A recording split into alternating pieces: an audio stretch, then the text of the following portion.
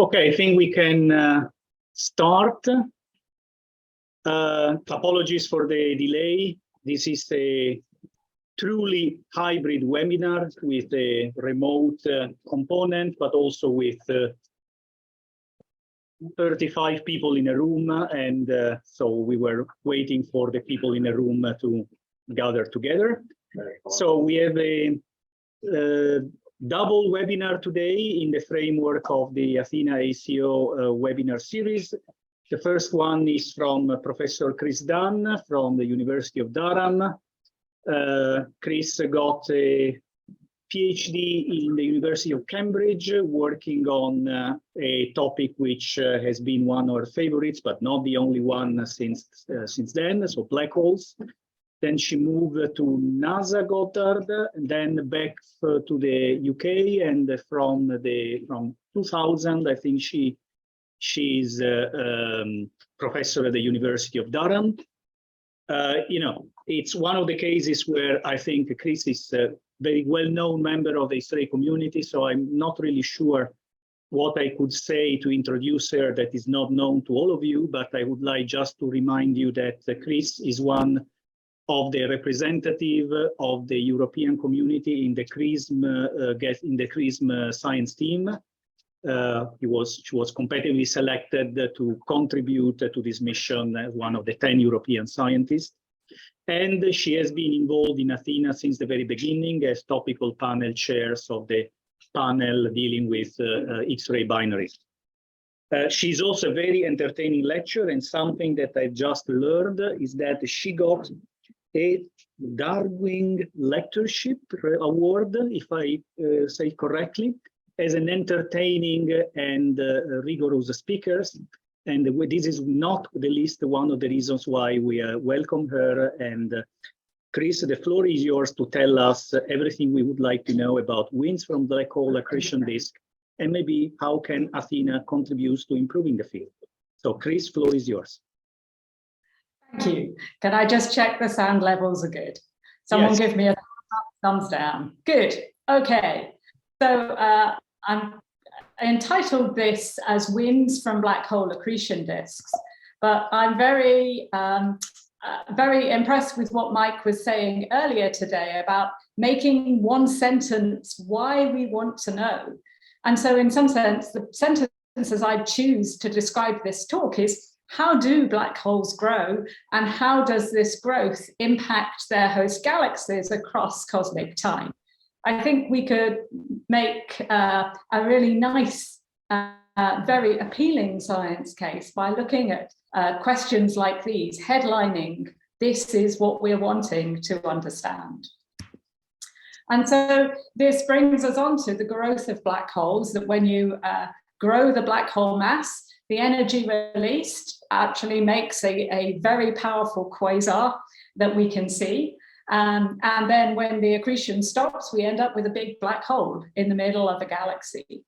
And one of the big things that has changed over the past, say, 20 years is that we now understand there's a connection between that accretion-powered growth of the black hole and the star formation-powered growth of a galaxy, the entire galaxy. And that this is pointing towards some form of feedback of energy from the gravitational potential released in the buildup of mass into the environment of the host galaxy, into the environment of a cluster of galaxies that's controlling star formation in the galaxy as a whole. And understanding this is a big issue and a big problem. And so if we're going to have some sort of connection between the accretion flow, which is on tiny scales, and the galaxy on huge scales, we need some way of transporting energy. The relativistic jets are one obvious way. We see these in some fraction of active galaxies, but jets are quite well collimated. They're very good at transporting energy to very large scales, but to impact the bulge of a galaxy, we want the energy to be deposited in the bulge of the galaxy. And a wide angle wind is an easier way to directly connect the accretion power from the black hole to the environment, the star formation environment of the bulge of a galaxy. And the most powerful winds that we see from active galaxies are these ultra-fast outflows, where we see them in X-ray transitions, and they're going at about 10, 20%, even 30% of the speed of light, but they're wide angle rather than much faster, but much more tightly collimated beams that we see in jets. So the things we really want to understand is we want to understand how accretion builds the mass of the black hole, but we want to understand how the energy released in that accretion flow powers the outflows that we see. How does that power the jets we see, the relativistic jets? Well, I think just about everyone would say magnetic fields, and that's still a really hard problem to solve. But then when we start asking, okay, how does it power these winds, these wide angle, very fast winds that might actually be a more efficient way of coupling the accretion power to star formation in the galaxy as a whole? Are they also magnetic, or are they powered by the bright radiation that we see when these are actively growing their mass? So the most efficient way, the fastest way to grow the mass of the black hole is to pour in as much accretion as you can. And the kind of generic limit to how fast you can grow the mass of the black hole is the Eddington limit, when the radiation pressure released by the gravitational potential of the material falling in starts to blow away the remaining accreting material. And so you can get this estimate for the maximum luminosity, this Eddington luminosity, and start to think, okay, maybe that's the fastest rate at which I can grow the black hole, but it's also the rate at which radiation pressure becomes important. And so this is also the place where winds should become very important. Obviously, the geometry is not spherical. We're thinking of something with angular momentum, so there's always some sort of disk-like thing. But then you take where the radiation is locally super Eddington, and you still have this idea, this same idea, that there comes a point where the local flux is enough to raise the photosphere of the disk and start to blow it away.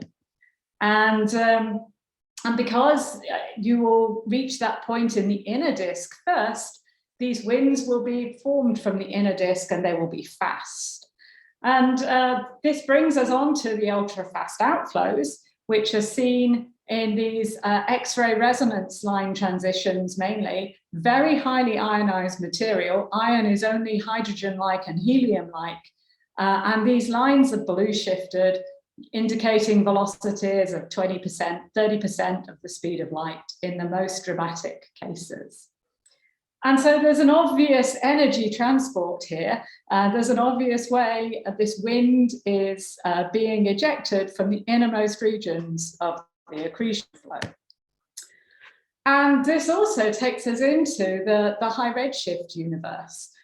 Because if the Eddington rate is the fastest rate at which we can grow the mass of the black hole, then by the time we get to the first quasars that have been seen at redshift 7, now even redshift 8, perhaps beyond, as JWST really starts to explore this epoch of the universe, then it becomes a real issue. How do we build up the mass of the black hole fast enough at these really early epochs?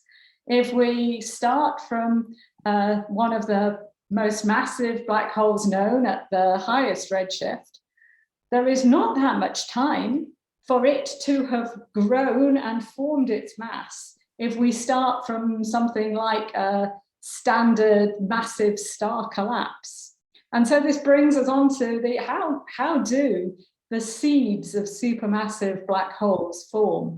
If we can grow faster than the Eddington rate, then there's maybe not a problem. But if we can't, then we have to start thinking about how we get such massive quasars so early in the life of our universe. And of course, if they are growing at these super Eddington rates, we expect that not only will they grow the mass fast, but that they will power a wind. They will power a strong wind. And there's been numerical simulations of this, so that it has complex, clumpy structure, but it would clearly have a lot of impact on the environment around the black hole. It would carry that accretion energy into the bulge of the host galaxy. So we really love to study this process, and it's obviously much easier to study it in the local universe than at redshift 7. So if we start looking for super Eddington AGN in the local universe, there are not that many, but there are some. And so if we go to the narrow line safer ones, they're typically lower mass, maybe 10 to the 6, 10 to the 7 solar masses, accreting at Eddington and above. So here I've got a spectrum from the infrared, optical, and UV of one of these super Eddington local quasars. It's got a mass of a few by 10 to the 7 if you just use the width of the H beta line. And you can then fit this strong blue continuum in the optical and UV, and you can get a mass accretion rate that's at least 12 times Eddington if you fit an accretion disk model to that strong blue spectrum.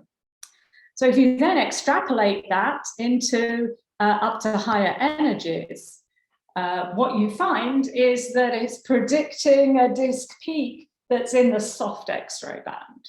So if we go and look in the soft X-ray band with XMM, this is what you get.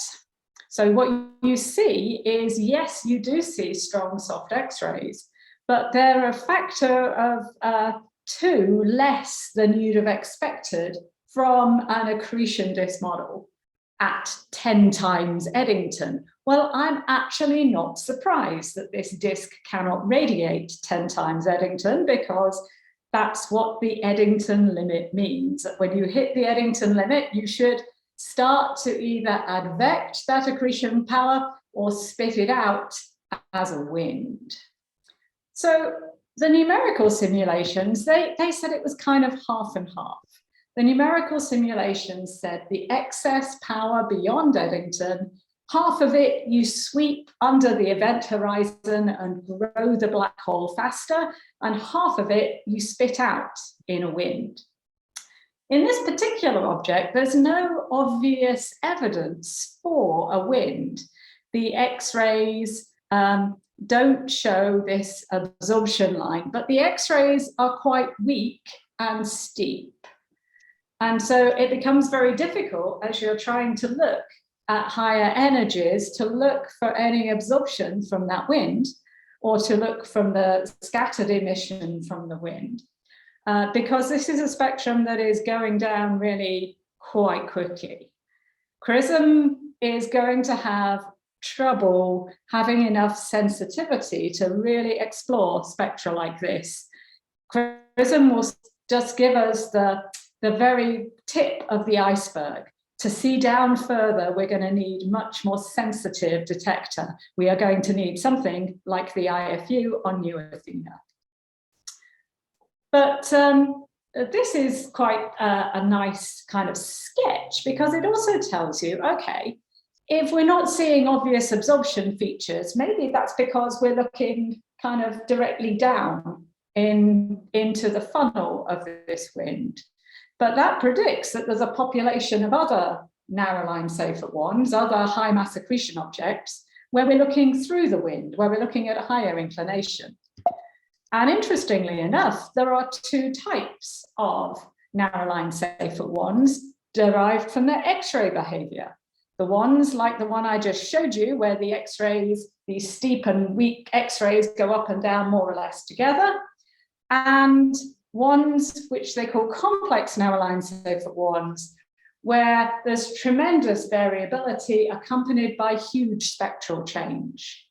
And so this geometric picture with a wind gives you an idea, oh, maybe those are the ones where we're looking through this wind. Maybe they're the ones where we'd have more chance of seeing these ultra-fast outflows from the clumpy super Eddington wind. So here I've got one of these narrow-line Seyfert-1s in red. That's the one where it's a very simple spectrum. I think we're looking straight down. And I'm comparing it with one of the most famous of the narrow-line Seyfert-1s, which has got a somewhat lower mass, but similarly 10 times Eddington accretion rate to fit the optical UV spectral slopes and luminosities. And you can see its range of spectra in black. And I've had to give you a range of spectra there because it varies so dramatically. And if that's due to looking through a complex clumpy wind, then that could explain why its variability is so different. But it fundamentally predicts that we should see absorption. We should see an absorption line in the X-ray spectrum. And this is the XMM data which were taken contemporaneously with eROSITA. And you can see that there is quite clearly an absorption feature off the end of the ion line region, and indicating that there is a lot of very highly ionized material being blown away from the growing supermassive black hole. But this is really important because it gives a very different geometry from the sorts of very flat disk, extreme gravitational effects sculpting this line. So what we're seeing is that we have strong winds from super Eddington accretion sources, and that there's complex wind absorption superimposed on the disk reflection. There'll be reflection from the wind as well, and that this is something we absolutely need to understand in the local universe before we can wind it back to redshift 7. But the sorts of fluxes in X-rays for these objects, they are just too faint for XIFU to really make much of an impact here. We absolutely need more sensitivity in order to really start to understand what happens to these fastest growing black holes. Yes, so that was just a picture of the wind geometry, how we might envisage it, and how this is something that's beyond where XIFU can grasp. So let's think about some more winds as well, because not all those ultra-fast outflows that we see in the local universe are from narrow-line Seyfert-1s. They're not all from super Eddington objects. In fact, the majority of them are not from super Eddington objects. So we need to think of other ways to power a wind. And another way to power a wind is simply to couple more efficiently the matter and the radiation than with electron scattering. Thomson cross-section that we use to derive the Eddington limit, it's like the smallest possible way to couple radiation and matter. If we're looking at a process with a bigger cross-section, then we can couple the radiation pressure to the matter more efficiently, and we can power a wind from sub-Eddington objects. And there are many processes that have bigger cross-sections than the Thomson scattering cross-section. And in particular, in the ultraviolet, UV line driving is something that has a huge impact when you have a UV bright photosphere. So this is how O stars and Wolf-Rayet stars work. There's a huge UV line-driven disk wind that comes off the UV bright photosphere. So UV bright photospheres, we see them in O stars, but we should also expect to see a UV bright photosphere in AGN accretion disks. That's the kind of typical temperature that you expect to see. So the ultra-fast outflows that we see that aren't in super Eddington objects, are they from UV line-driven disk winds? So the idea with UV line driving is that you're absorbing photons at a given line transition. And so here's the material that's doing the absorption from this spectrum here. Here's my X-ray source. But because I've absorbed the photon momentum, I push the material and I Doppler shift. And because I've Doppler shifted, I've now got clean continuum that I can continue absorbing. But that pushes it some more, which Doppler shifts it some more and gets me into a cleaner continuum. And so this digs a huge hole out of the spectrum, and I take the photon momentum and I push the wind. But obviously this requires all those multiple UV absorption lines. So it only works if the material has UV transitions left in it. And actually that means it has to be quite low ionization material. Even her highest ionization state that she's got here is actually lower than the ionization state we see in this material, and it has none of this big UV opacity that we need to power a strong wind. And so people have said for quite a while, including myself in the old Athena white paper, that these can't possibly be UV line-driven winds and that they have to be magnetic. I now don't actually think that's the case, because we're not talking about a spherical geometry. We're talking about a disk geometry. And in a disk geometry, you can do things outside of your line of sight and not see them. So if I have a UV bright photosphere that starts to lift this wind, it then sees all the hard X-rays and gets over-ionized, falls back down. But that creates a little bit of vertical structure, and that creates a little bit of a shadow. So the next bit of photosphere can power a wind that gets a bit higher, and again, until if you're able to reach escape velocity in the shadow, everything is fine. Even when you rise above the shadow and get very strongly ionized, then you are still going past escape, so you're still going. And that this can be the origin of the material that we see in the ultra-fast outflows.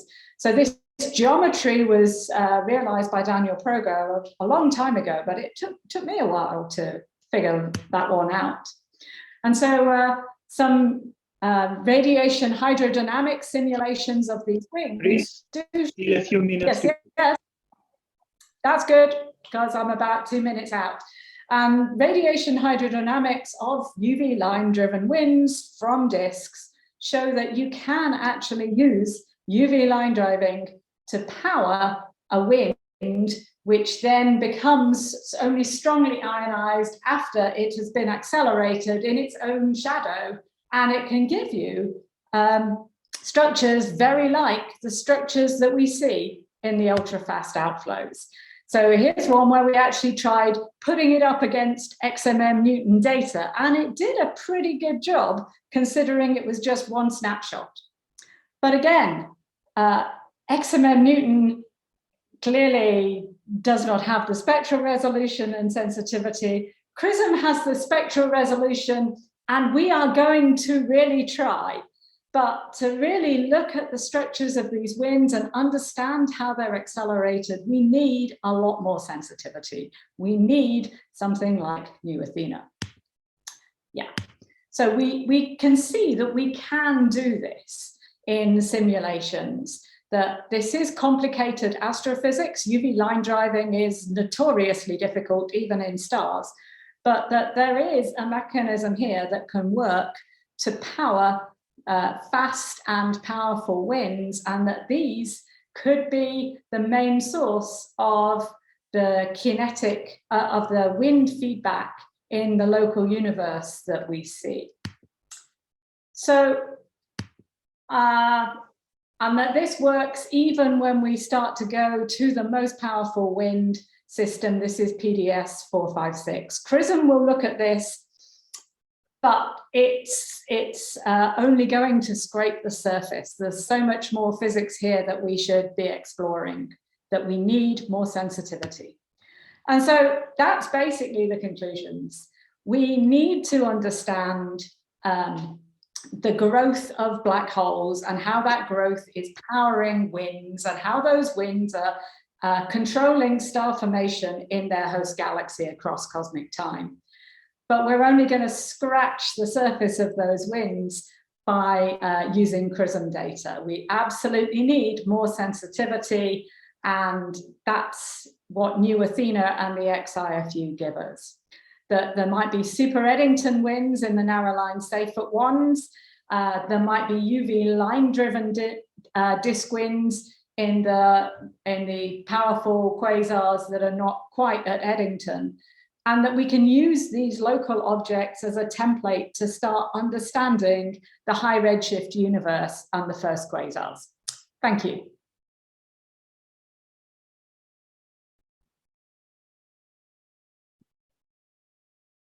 Thank you, Chris. Time for a few questions, starting from James. If people online want to ask a question, I guess you can raise your hand or put in the Q&A. So James. Yeah, hi Chris, James here. I have a very nice presentation. I had a question going back to that really big question that you started with, which is about how black holes grow. And we're talking about super Eddington, but for super Eddington phases to be important for overall black hole growth, they also have to be stable long enough for there to be sufficient mass growth during that time. So if we went back on a timescale, we know newAthena is definitely launched 100,000 years, and we looked at these sources again, would they still be super Eddington? Will they have blown themselves apart completely? Will they be still going as AGM, but at much lower Eddington rates? And how can that affect how actually important that is, this process of actually building black holes? Fabulous questions. We absolutely need to know the answers to these things. And I would say we absolutely don't know the answers to these things yet.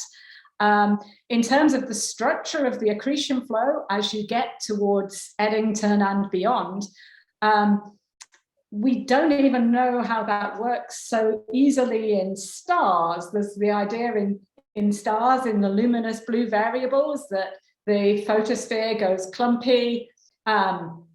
These are things we do not yet know. And I think using local super Eddington objects to try and really explore the accretion geometry, the wind power, that will give us, I think, the best handle on what we might be doing in the high redshift universe.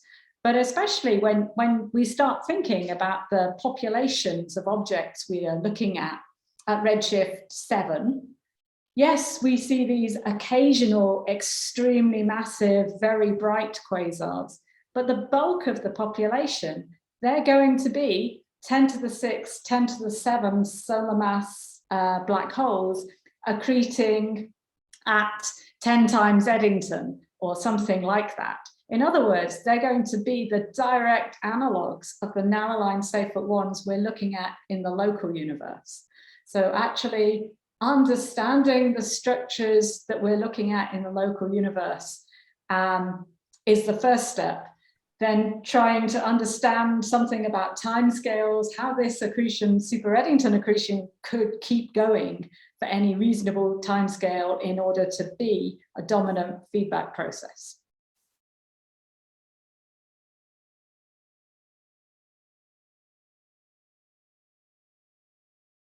So there is a question from Nishikawa-san. I don't know, yes. Shall I read it? Sylvia, do you advise me to read it? Okay. Okay, so Hirotani et al. Shows spinning black hole eject particles around 60 degrees. We think black hole spin and accretion rate will determine the angle of jet orifice near black holes. I think this is a comment. Chris, any comments on these results? So I would certainly say that black hole spin is going to be important when we're looking at the structure of the jet, when we're looking at the structure of how the magnetic field is managing to couple into the ergosphere and produce the most relativistic jets and most powerful jets that we see. But I don't think that magnetic winds are a really big part of AGN feedback. So not the jet itself, but the winds. I think in AGN, they're mainly radiation powered. They're mainly tied to the radiative output of the quasar. And one of the reasons I think that is because I also work in black hole binaries. And in black hole binaries, of course, you do not have any of these options with UV line driving to do strong winds. They are X-ray hot, that you're talking plasma physics. Really, you do not have that sort of UV coupling. And so there were some models, Fukumura et al. Did models where they had magnetic wind structures in black hole binaries, and they scaled them in a similar way up to magnetic wind structures in AGN. But the winds in black hole binaries, it's now becoming clear that those are mostly thermal radiative winds tied to the X-ray spectrum, that if we don't need magnetic winds in the binaries, then there's no reason we should be scaling them up to give us AGN winds either. So I think actually it's the hard astrophysics and the next generation of X-ray data that's going to push us into something new. There is another question online from Johannes Buchner. I understand that you can open the mic and ask the question yourself, Johannes. Okay, thanks. Hi, Chris. So my question is, as you were showing that the models are sort of catching up with the data, and I think that's gonna become more extreme as the data quality improves. So as we go from photon limited to sort of model limited regime, do you think in the future we will still fit X-ray spectra, or like in the optical, we will extract line information and just stare at diagnostic diagrams? I think we'll do both, because if these lines really are radiatively driven, then we need to understand the radiation spectrum. And the radiation spectrum is important not just in the X-ray, but in other parts of the spectrum as well. So if I put this most powerful wind in the local universe, it's from PDS 456, which is a 10 to the 9 solar mass quasar accreting at maybe 50 to 80% of Eddington. So it's already incredibly bright. And if you look at its spectral energy distribution, in the X-rays are fairly weak and steep, but there's 2 orders of magnitude more power in the UV. So plainly, we're going to need to take a multi-wavelength view, not just an X-ray view, in order to understand radiatively driven winds, because in an SED like this, the UV power is going to be the really important thing. But then we'll use line diagnostics as well. Okay, if you have any further questions for Chris, I think you can continue chatting with her through the Q&A session of Zoom. So let's thank Chris again for her presentation. Now we have the second talk of the day is from Silvano Molendi. So Silvano is a senior scientist in Institute of INAF in Milan. He didn't want to unveil me when he got his PhD, so he must be essentially as old as the PhD of my crew, if not older. And but I know what he has been doing for the last 3 decades at least, which is sharing his time between working on science of galaxy cluster, primarily studying the high energy emission of an intracluster medium and calibrating X-ray instruments. First of them was the MAX instruments on board the Beppo SAX, and then moving to XMM and others. And more recently, he has played a key role in Athena by being the project scientist of Arembes and the project manager of XIFU. So these are two projects to help characterizing the background level and background reproducibility in both WFI and XIFU. And these, I understand, the members of both consortia providing expertise in this field. Since Athena is no more or is still there, we have still to decide what's the right formulation. But since a new Athena is on track, he has been splitting his time in a different way, 50% improving his swimming skills and 50% to do some new science on galaxy clusters that he's going to present now today. So with that, Silvano, floor is yours for your presentation on apex accretors. Thank you, Theo.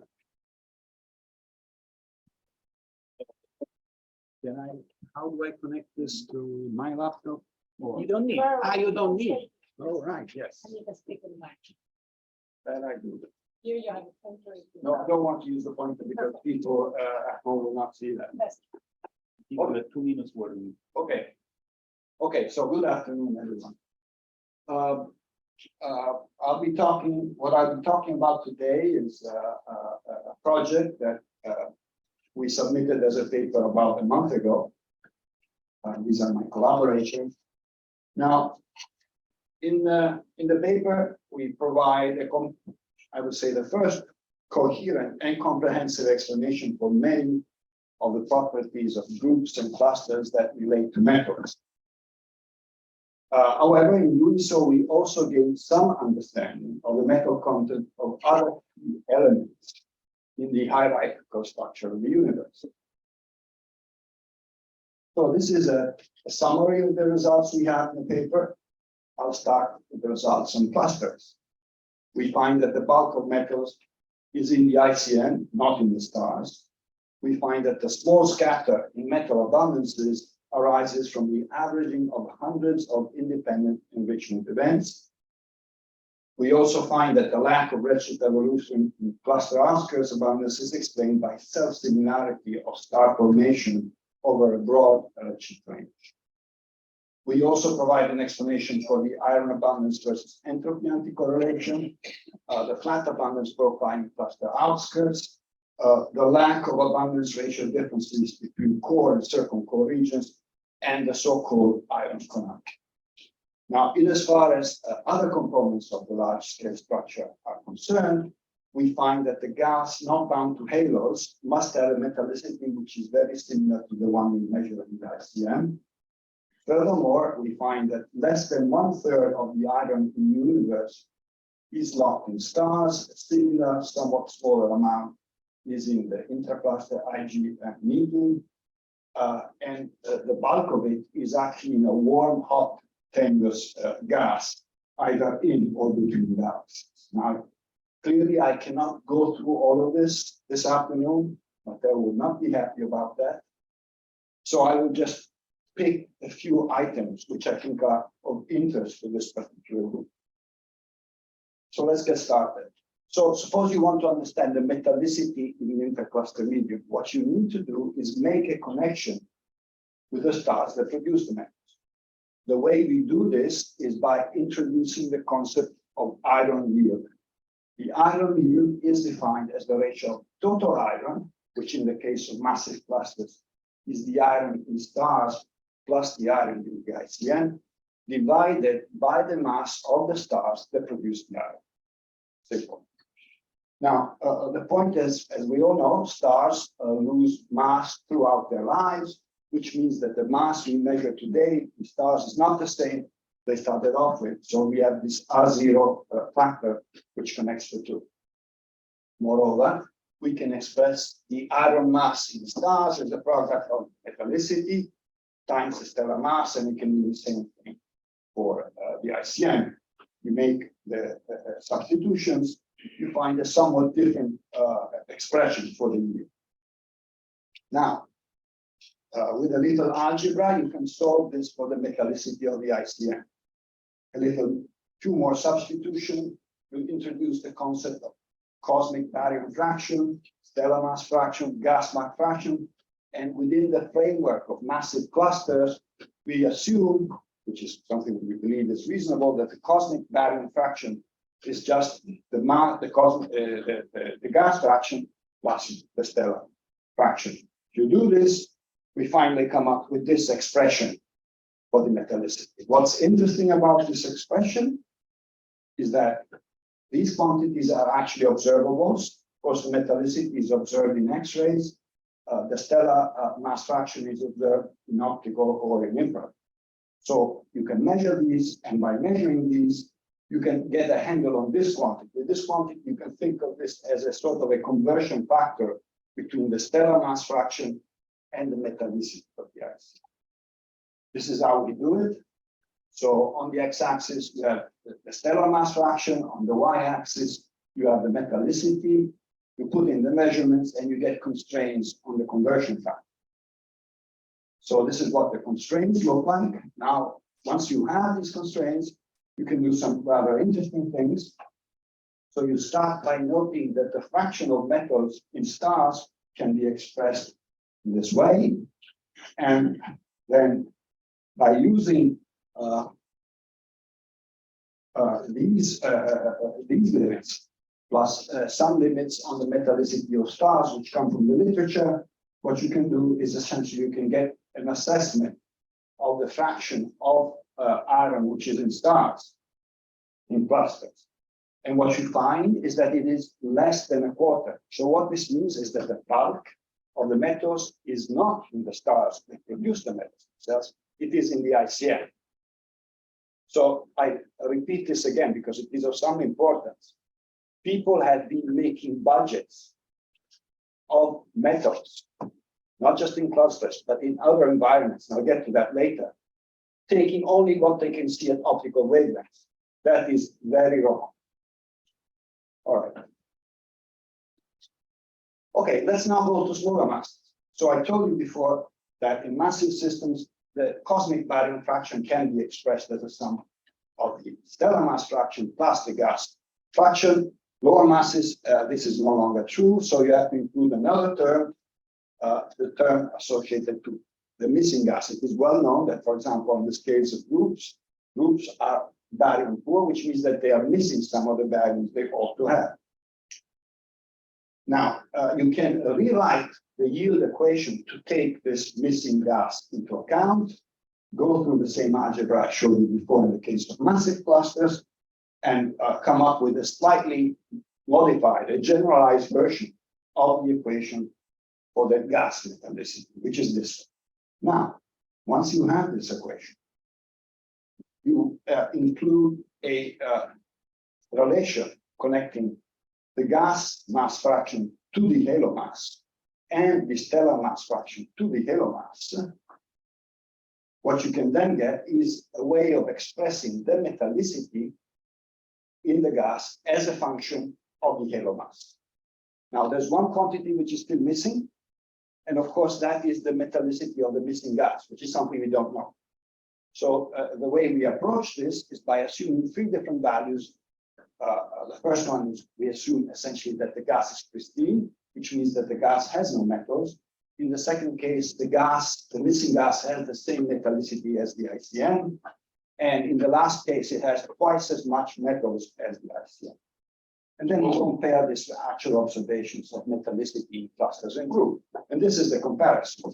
So we have the measurements of metallicity on the cluster scale, on the group scale. And this is what happens when we look at the first case, the case where the gas is pristine. So this is what it looks like. Now, let me start by saying that the very good agreement we have at the high mass scale is not surprising. The model is constructed to reproduce the value at the high mass scale. So no big surprises there. What is more interesting is what goes on at lower mass. Let me explain what is happening here. So you should imagine the process of accretion by which a group grows in size to eventually become a cluster. In doing so, it will accrete matter, and part of this matter will be in the form of this missing gas. Now, if this missing gas has no metals, the effect of this gas, of course, will be to dilute the metallicity of the gas already inside the hail. As a result of that, you get this kind of behavior that as you go up in mass, the metallicity goes down. What is interesting, of course, is that this behavior is not consistent with what we measure. What we measure is that the metallicity in groups and clusters is very similar. So by applying this argument, it is quite clear that in order to have this, the metallicity of the missing gas should be of the order of the metallicity of the ICM. And this is the second case which I'm showing in gray, in which indeed this is what we find. Now, the third case, where you have very metal abundant missing gas, of course, you get the opposite case as in the first case. As you grow in size, your metallicity becomes even larger. However, the main point I want to drive here is that we can exclude the case of pristine gas, as this would lead to substantial reduction in higher abundance when going from groups to cluster, which is something we do not observe. Now, this is an important point because this is the first time we measure this metallicity. And I'd like to point out that this measurement is an indirect measurement, which is based on what we already know in groups and cluster scales. And it speaks a lot about the synergy we can apply. I'll get back to this, one of my last slides, in the future with Athena. Metals is about budgets. You learn about metals through a comprehensive approach where you study different elements in the large scale structure. All right. So another observed property in clusters is that once you remove cluster inner regions, you look at the metallicity, what you see is that the metallicity is essentially independent of the redshift. Local clusters and redshift 1 clusters have essentially the same metallicity. This has been now found in by different authors using different data and different analysis techniques. So let's go back to this first equation I derived for it. Now, what you see in this equation is that the metallicity of the ICM scales roughly with the stellar mass fraction. Now, if the metallicity shows essentially no dependence on the redshift, we would expect that the stellar mass fraction should follow the same behavior. Otherwise, our model is not working. So is that the case? Yes, it is. Can you see? Oh, yes. So look at the right top panel. What I'm showing here is, this is not our work. This is from Hugh and others 2 years back. What we're showing here is F star as a function of redshift. And you see that essentially the data points are consistent with constant stellar metallicity, stellar mass fraction, as is the model, which is being plotted in there. All right, let me move on. Okay, one more equation, very, very simple one. The total iron mass is proportional to this R times YF, which you can think of as an effective yield times the stellar mass. That's very simple. Now, as I've shown you a few slides back, we've been able to measure this effective yields on the scale of galaxy clusters, okay? Now, we have good reasons to assume that what we measured at the cluster scale can also be applied to smaller scales. And the reason we think that is possible is because the stellar mass in clusters is actually not synthesized in the cluster itself, but in lower mass halos, which are then accreted by the cluster. Now, I will try to elaborate on this, showing a somewhat, let's say, unorthodox kind of imagery, but might show the Bayeux tapestry in a couple of meters. It's 70 meters long, right? But so this is my own somewhat unorthodox imagery. All right, so what we have here, the big fellow on the right is an apex accretor. What is an apex accretor? An apex accretor is an accretor which accretes without being accreted by others, hence the term apex, all right? So what the apex accretor does, of course, is to accrete structures smaller halos, which are these values here. Now, the important point is that all of the star formation, all the metal production is going on in the smaller halos. Okay? Nothing is going on here. All this big fellow does is to accrete, which means that when we measure the efficiency by which metals are produced.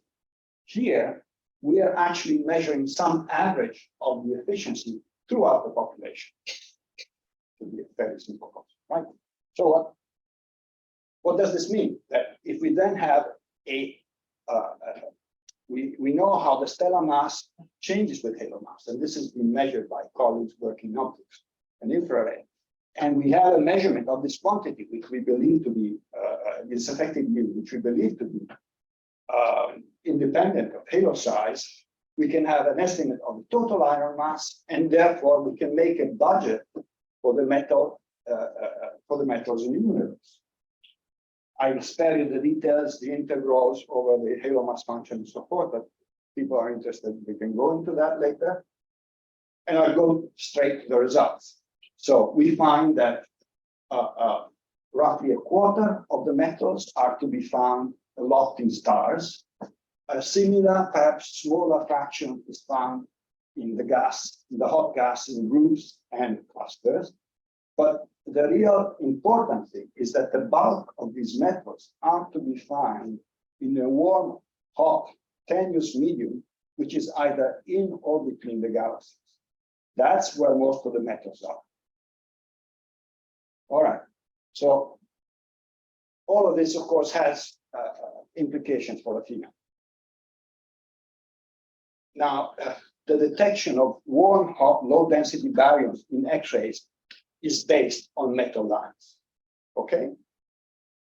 Now, as some of you probably know, the detection of these lines has been extremely controversial. Detections, claims, withdrawn, taken back, and so forth. So from this, what one might infer is that the lines were never measured because there are no metals in the gas. The kind of measurements, the kind of arguments we now propose allow us to say that this is not the case. The metals most certainly are in the hot or warm gas. So the lines must be there. The reason why these lines are yet to be found is that the sensitivity of our instruments is insufficient. So I think you can see where I'm going with that. All right.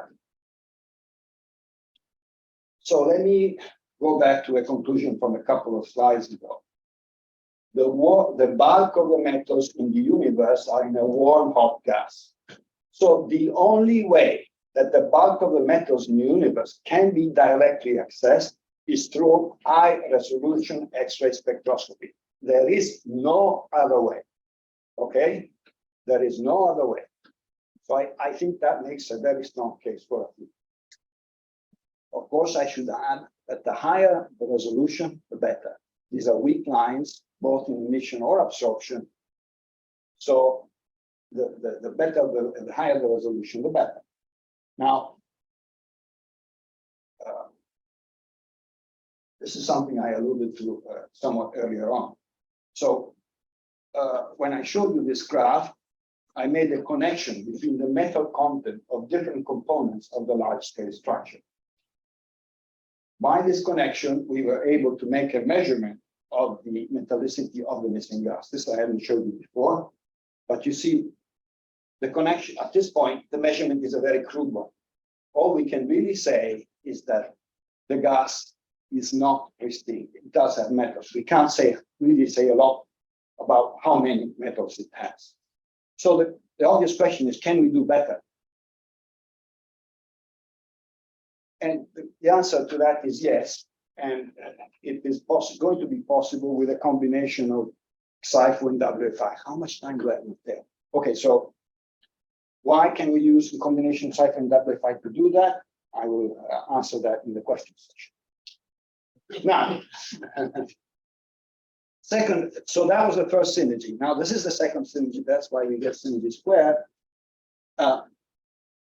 So I've already told you that what we get when we get to the apex accretor is that we're putting together enrichment events from hundreds of independent enrichment events.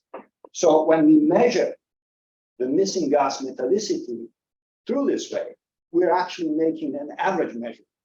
All right.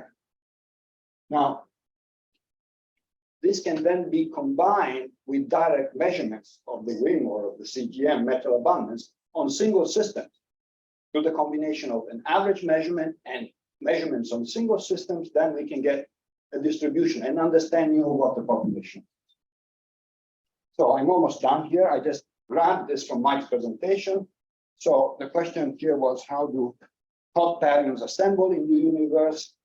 And I think the kind of work we've been doing here goes very much along these lines, because we've been putting together pieces coming from different scales of the large scale structure through metals, which are ideal because with metals you have budgets that work.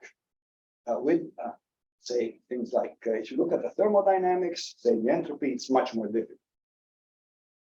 And yes, so I gave you a very long summary at the beginning. So I'll make up for that. I give you a very short summary, just 5 words at the end, which is the following. You are what you agree.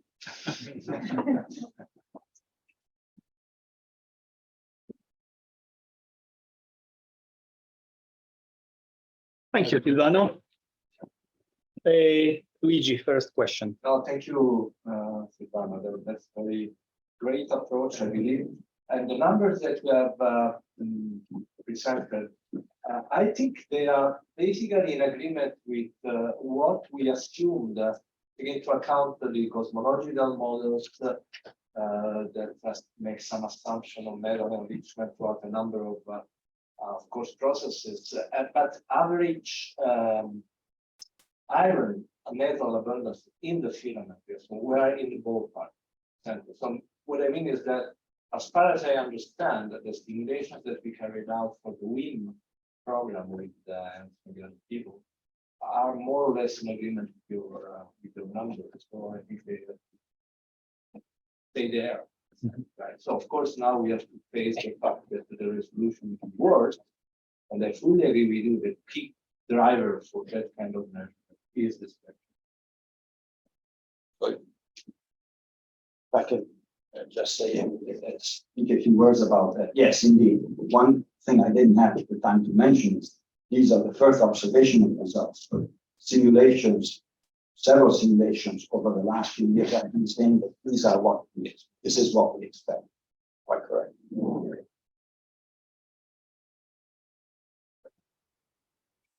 So while we wait for another question, maybe you want to comment how to use the WFI and XIFU in a synergetic way?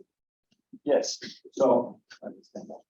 So it is one of the major difficulties in making metal abundance measurements is not the statistics, which is what a lot of people think. It's the systematics. All right. And one of the major systematics associated with these measurements is getting the right spectral model. Okay. So with CCD kind of resolution, we are very limited in understanding the underlying thermal structure of the gas. So we have to make very simple assumptions.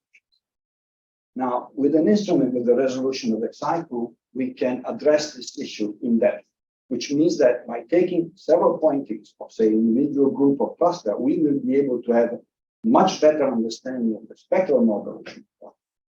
Once that is done, we now have a good recipe, and then with which to work the cluster data, and then we can go to the X-ray spectra accumulated by WFI, which covers the whole field of view, and apply this XIFU informed spectral model to derive a metallicity, which will be much better, particularly in terms of the systematics, which I forgot to mention is the major source of error in the measurements I showed.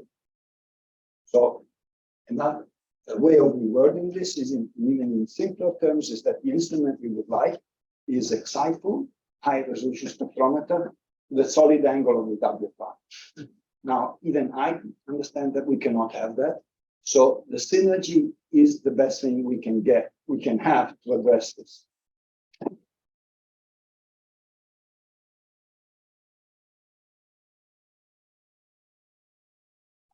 Aurora.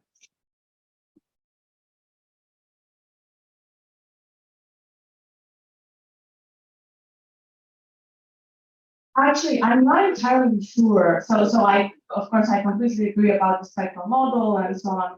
What I'm worried about for this metallicity, what is the metallicity of the CGM and wind, is that in order to get metallicity like iron over hydrogen, you need both the continuum from the hydrogen and also the metals. The continuum will be way below the continuum of the Milky Way. And so I actually worry that even if you have the perfect spectral model, you might not actually be able to get, you'll detect the metals, but you won't know where the hydrogen continuum is. Do you have any idea how to solve that? Can I have? Okay. A very good question. It's actually the same question I asked you, I think it was Bogdan when he presented the LEM case in November. So I fully agree with you there. So what I was referring to right now is the measurement of metallicities in groups and clusters. And in that case, I think the improvement will be very clear.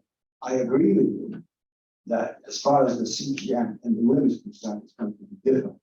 And if you like, this is why I think an indirect approach like the one that we presented here is even more useful, because at the end of the day, we need to have some indirect measurements because the direct ones are so difficult. Okay. So I don't see any further questions either in the room or online. So let's thank Silvano again.